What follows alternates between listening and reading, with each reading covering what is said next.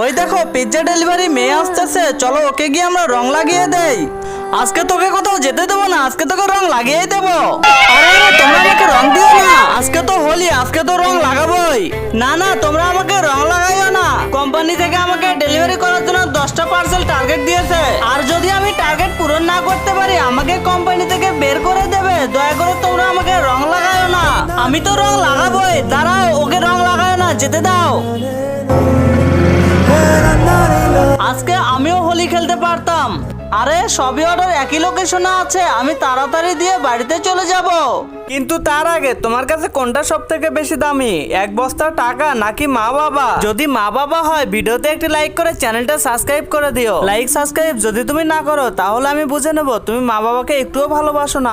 সবগুলো পিজা কি আপনারা অর্ডার করেছেন? চলো তাড়াতাড়ি সবাই সবার মোবাইল বের করো। এই নেন আপনাদের সবগুলো পিৎজা। এখন তো আপনার সব টার্গেট পূরণ হয়ে গেছে, তাই না? চলুন আমরা হোলি খেলি।